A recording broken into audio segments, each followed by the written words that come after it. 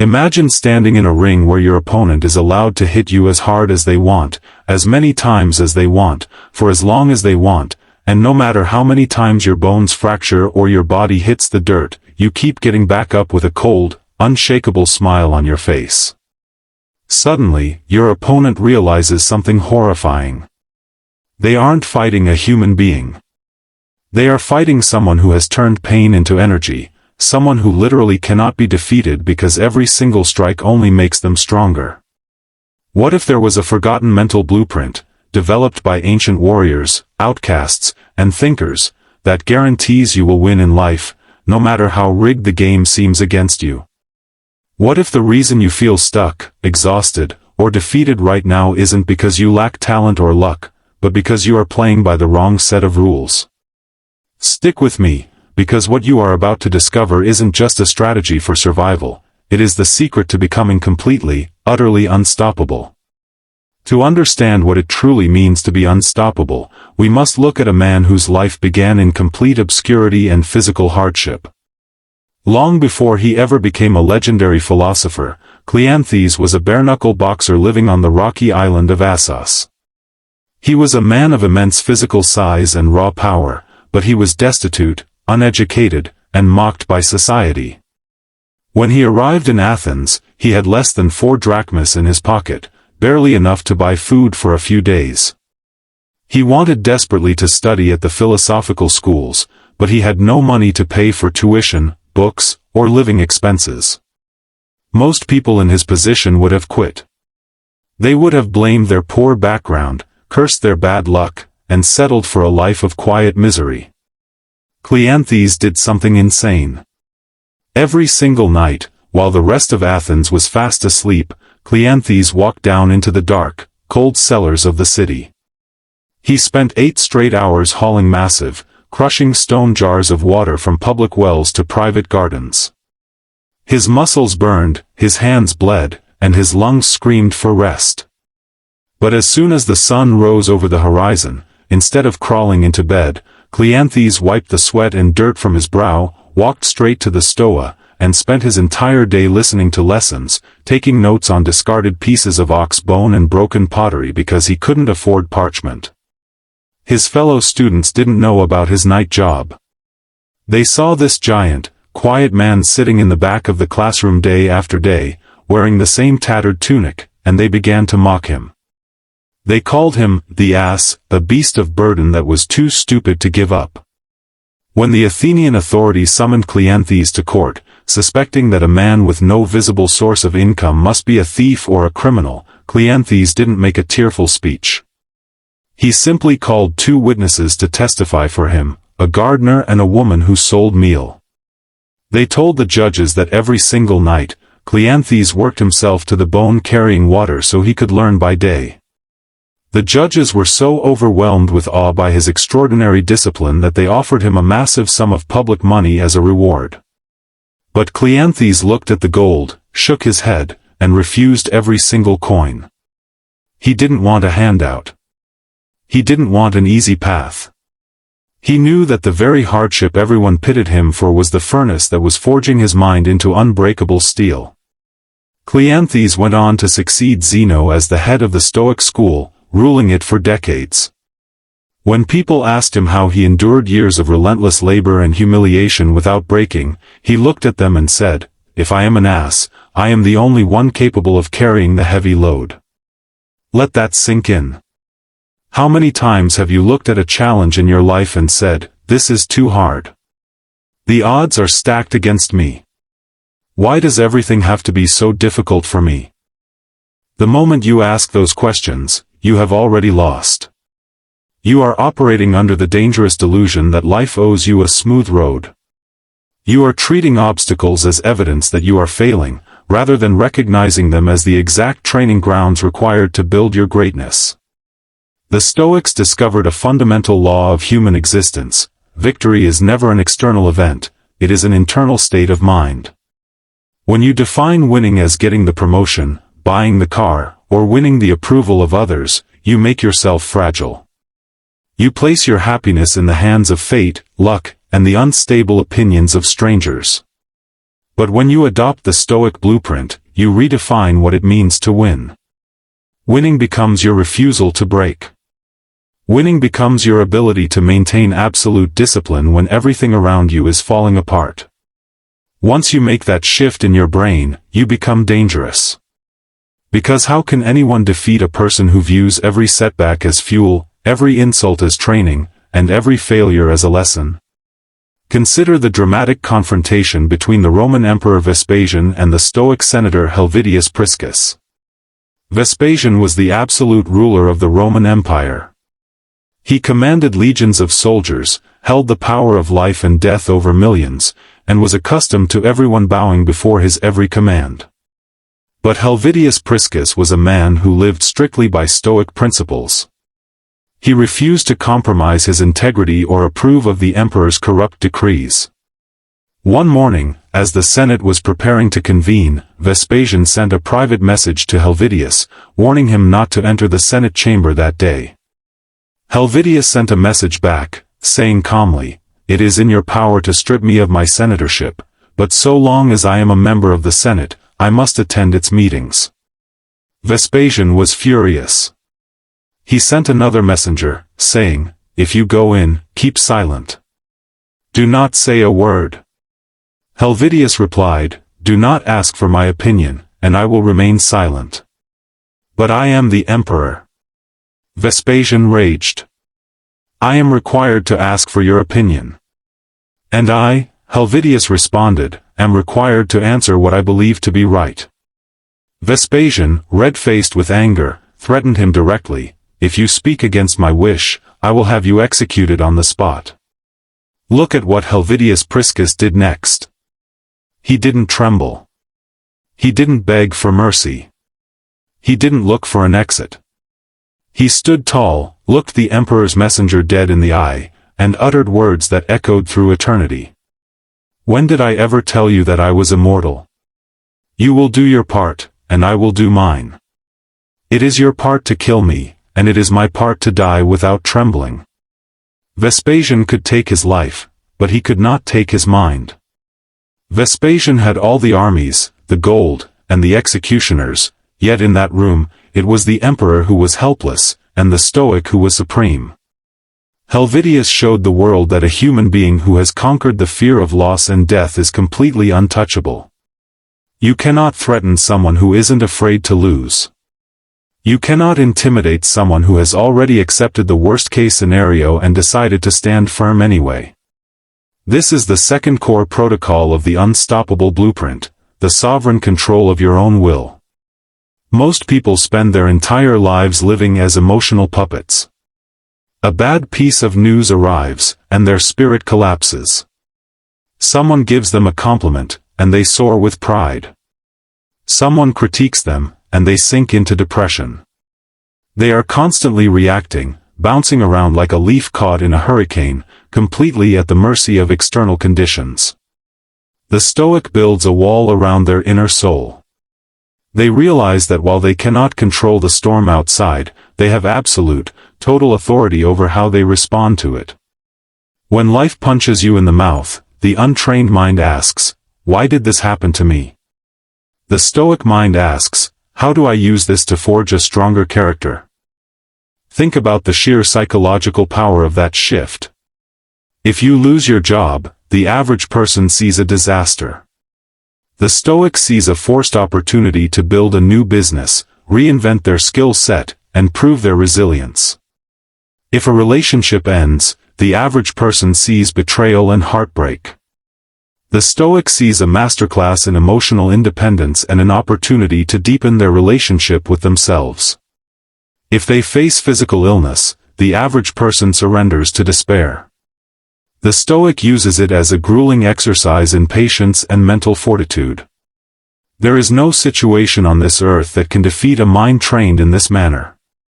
Every event becomes raw material. Every challenge becomes an instructor. Every tragedy becomes a battleground where virtue is forged. So how do you actually train your mind to reach this level of immunity? How do you stop folding under pressure and start turning every single strike into unstoppable momentum? The ancient Stoics left behind specific, highly guarded mental exercises that allow you to rewire your nervous system, destroy hesitation, and build a mind that operates with icy clarity when everyone else is panicking.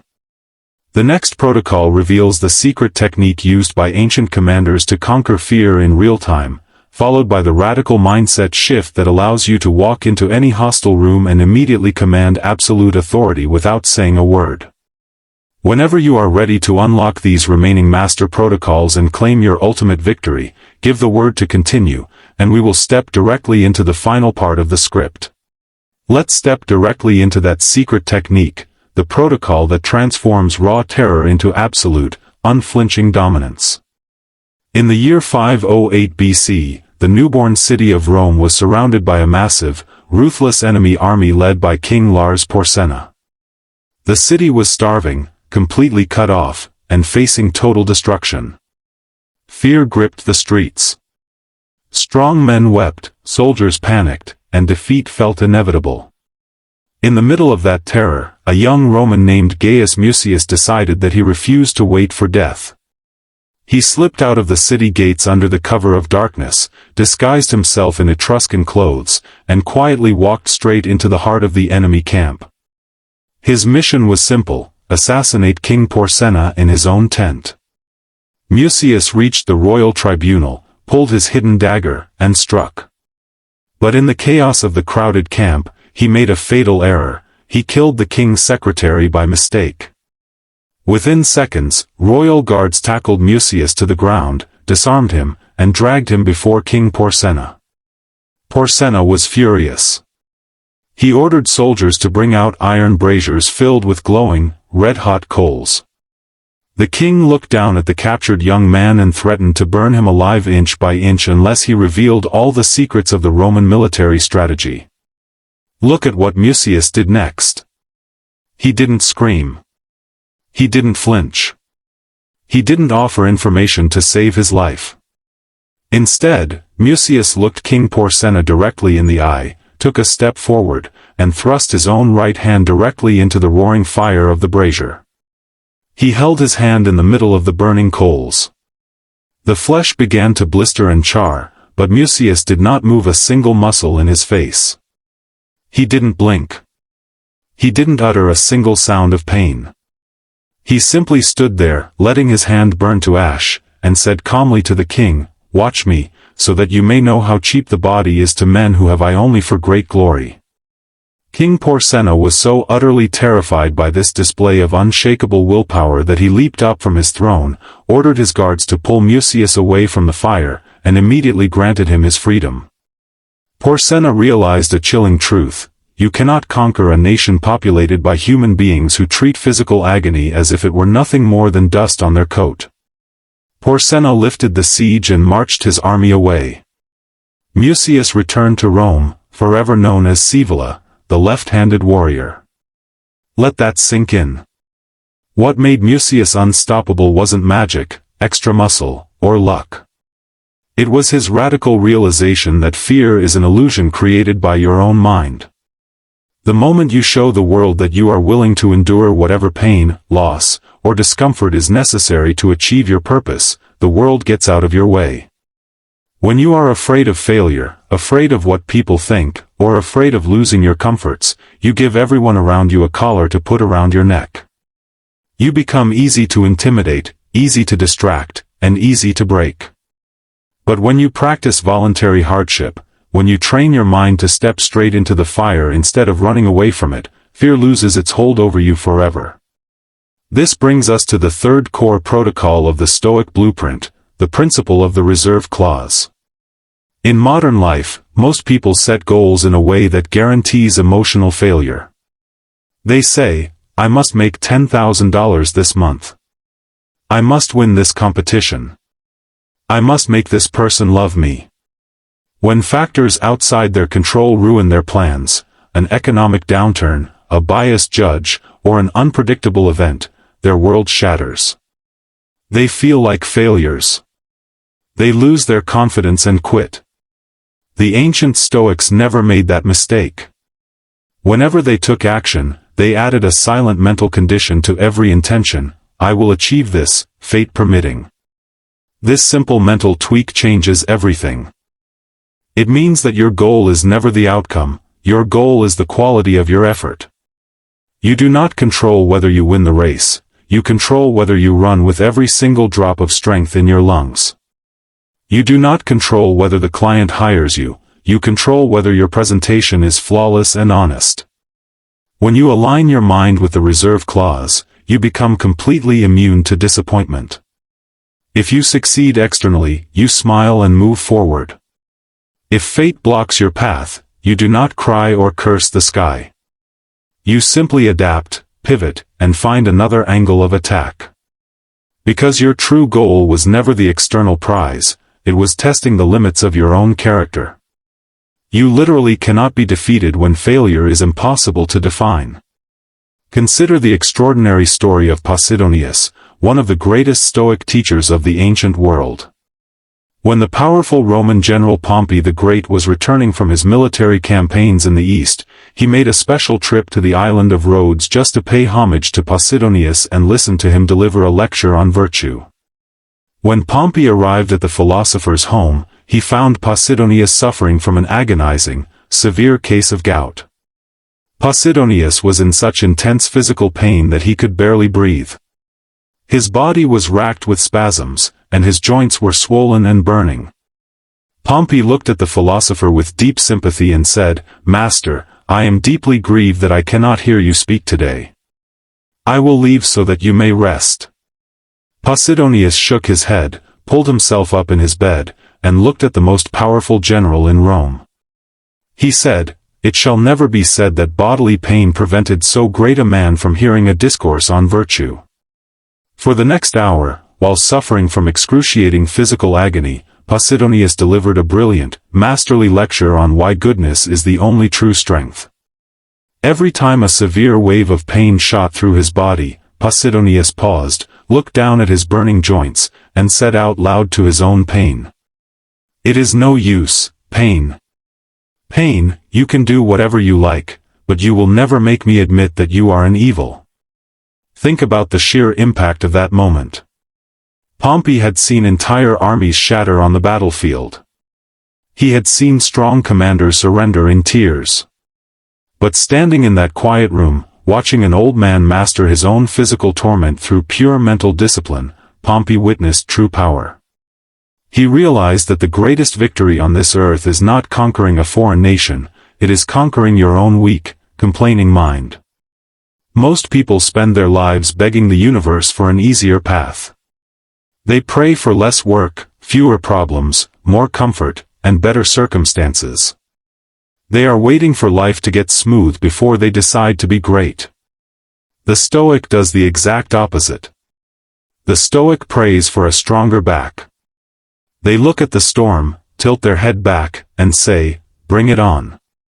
When you stop expecting life to be fair, when you stop demanding that people be nice to you, when you accept that struggle is the natural state of existence, something incredible happens inside your mind. The bitterness evaporates. The anxiety disappears. You stop waiting for rescue, and you step fully into your role as the commander of your own destiny. You stop complaining about the cold, and you start building a fire. You stop cursing the darkness, and you become the light. To execute this blueprint in your daily life starting today, you must follow 3 simple, non-negotiable daily rules. First, eliminate all excuses forever. Never blame your parents, your boss, the economy, or your past for where you are today. The moment you blame someone else, you give them total power over your future. Take absolute responsibility for everything in your life, even things that aren't your fault, because responsibility is where your power lies. Second, embrace daily voluntary discomfort. Once a day, do something that makes your weak side complain. Take a cold shower, wake up an hour earlier, skip a meal, or push your body past its comfort zone. Show your brain every single day that your soul commands your body, not the other way around. Third, never look for applause. Do the work in private. Build your strength in silence. Let your results shatter the room while you remain completely still. You were not born to spend your life hiding, shrinking, or making excuses for your lack of progress. You were built to endure. You were forged to overcome. You have an unbreakable force sitting inside your chest right now, waiting for you to stop playing small and finally claim your true strength. The blueprint is in your hands. The choice is yours. If you are ready to stop letting the old version of yourself hold you back, if you are ready to burn away the weaknesses, the self-doubt, and the fear that kept you trapped in the past, you cannot afford to miss what comes next. Subscribe right now to the Stoic Path for another similar content titled Rebuild Yourself, Conquer the Old You, Build Someone Stronger. The fire is waiting. Reclaim your power today.